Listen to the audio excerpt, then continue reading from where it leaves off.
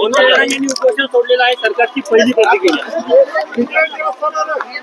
मला अतिशय आनंद आहे की एक चांगला तोडगा, मराठा समाजाच्या हिताचा तोडगा आज मंत्रिमंडळ उपसमितीने काढला आणि त्यामुळे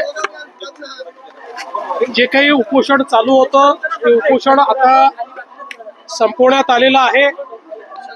खरं म्हणजे हैदराबाद गॅझेट लागू करण्याकरता आमची सुरुवातीपासून तयारी होती, पण त्यातला महत्वाचा विषय असा होता की त्या ठिकाणी श्री मनोज जरांगे पाटील यांची जी मागणी होती सरसकटची, त्याच्यामध्ये कायदेशीर अडचणी होत्या. हायकोर्टाचे आणि सुप्रीम कोर्टाचे निर्णय हे बघता अशा प्रकारे सरसकट करणं शक्य नव्हतं. आणि विशेषतः आपण या ठिकाणी लक्षात घेतलं पाहिजे की या संदर्भात ही वस्तुस्थिती त्यांच्या लोकांच्याही लक्षात आणून देण्यात आली. मंत्रिमंडळ उपसमितीची त्यांच्या जी काही त्यांची टीम होती त्यांनाही हे लक्षात आणून दिलं की आपल्या कायद्याप्रमाणे आणि देशाच्या संविधानाप्रमाणे आरक्षण हे समूहाला नसतं, ते व्यक्तीला मिळत असतं आणि त्या व्यक्तीने ते क्लेम करायचं असतं. आणि म्हणूनच अशा प्रकारे सरसकट करता येणार नाही, ते कायद्याच्या पातळीवर टिकणार नाही. आणि त्यांनी देखील काल ती भूमिका समजून घेतली, स्वीकारली आणि त्यांनी सांगितलं जर कायद्यात सरसकट बसत नसेल तर सरसकट करू नका.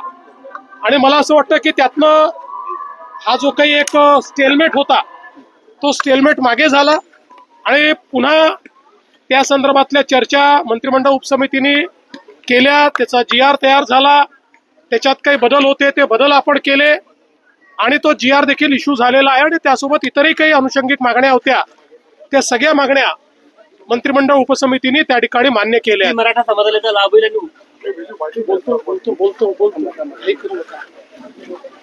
त्यामुळे एकूणच पहिल्यांदा तर मला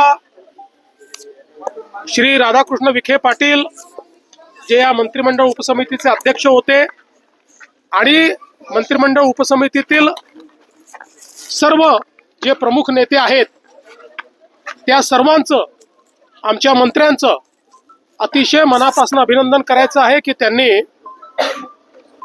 सातत्याने बसून एकेका गोष्टीचा अभ्यास करून मोठ्या प्रमाणात चर्चा करून त्या ठिकाणी हा मार्ग काढलेला आहे. आणि आता हा मार्ग निघाल्यामुळे मुळातच जे मराठवाड्यात राहणारे आमचे मराठा समाजाचे लोक आहेत यांचा कधी काळी त्यांच्या रक्त नात्यातल्या कोणाचाही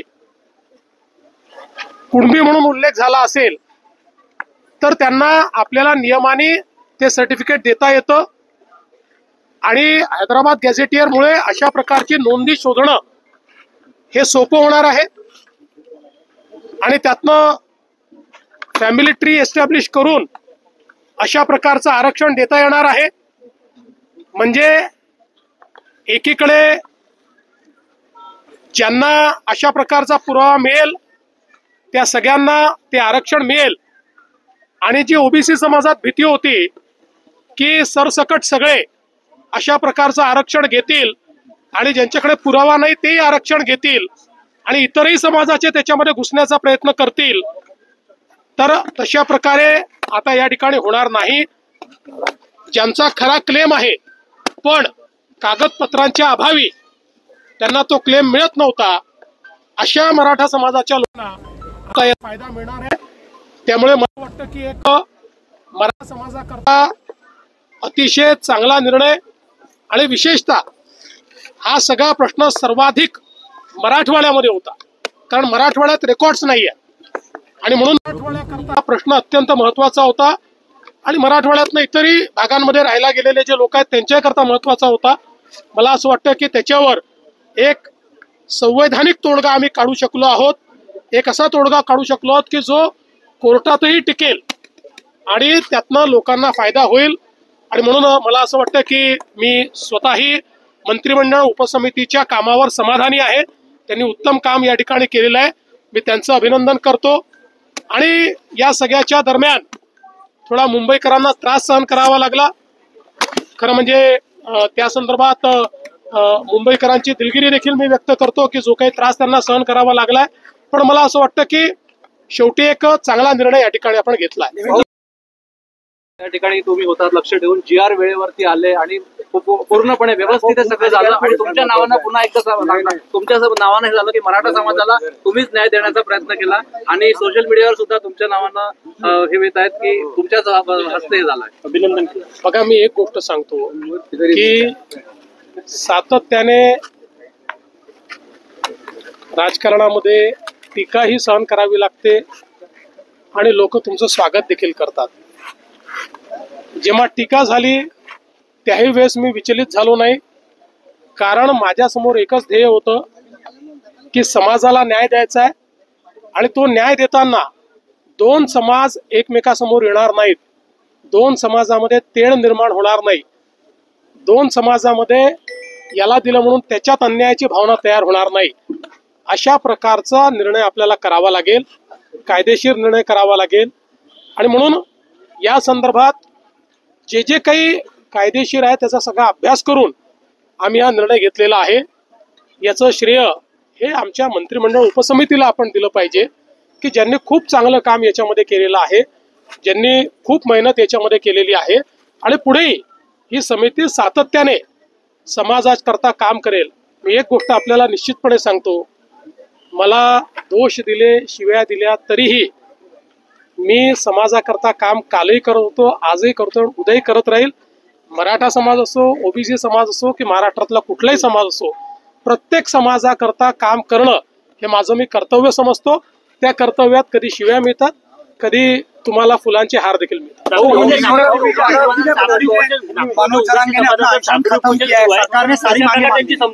मला असं वाटतं की आता साखळी उपोषणाची आवश्यकता नाही. जो काही ओबीसी समाजामध्ये एक समज तयार झाला होता की त्यांचं आरक्षण काढून दुसऱ्या कोणाला तरी देण्याचा प्रयत्न होणार आहे, असं कुठेही झालेलं नाही. त्यामुळे मला असं वाटतं की आता ओबीसी समाजाने देखील या संदर्भात आता सगळी आंदोलनं ही परत घेतली पाहिजेत. आणि मी त्यांनाही आश्वस्त करतो की जोपर्यंत हे सरकार आहे तोपर्यंत दोन समाजांना एकमेकासमोर आणणं, त्यांच्यात तिढा निर्माण करणं, एकाचं दुसऱ्याला, दुसऱ्याचं तिसऱ्याला करणं हे आम्ही कधीच करणार नाही. आमच्याकरता महाराष्ट्राची सामाजिक वीण, महाराष्ट्राचं सोशल फॅब्रिक हे अत्यंत महत्वाचं आहे. या निमित्ताने मी खरं म्हणजे माझे जे सहकारी आहेत दोन्ही उपमुख्यमंत्री माननीय श्री एकनाथराव शिंदेजी आणि माननीय श्री अजित पवारजी यांचेही आभार मानतो. कारण ज्यावेळेस आम्ही या संदर्भातले निर्णय घेतले त्यावेळेस त्या निर्णयामध्ये हे दोघंही पूर्णपणे माझ्या पाठीशी होते. त्यांनी पूर्ण समर्थन या संदर्भात आम्ही तिघांनी या मंत्रिमंडळ उपसमितीला दिलं होतं. त्यामुळे त्यांचे मी आभार मानतो. आणि विशेषतः पोलीस प्रशासन असेल, महानगरपालिका प्रशासन असेल, याच्यावर खूप ताण पडला. भरपूर अडचणी त्याच्यामध्ये तयार झाल्यात. पण मला असं वाटतं की आता तोही ताण दूर झालेला आहे. माननीय उच्च न्यायालयाने देखील काही नाराजी व्यक्त केलेली आहे. सरकारच्या बद्दलही त्यांनी काही आम्हालाही सूचना केलेल्या आहेत. तर आम्हाला ज्या सूचना केल्या त्याचं आम्ही तंतोतंत पालन करू.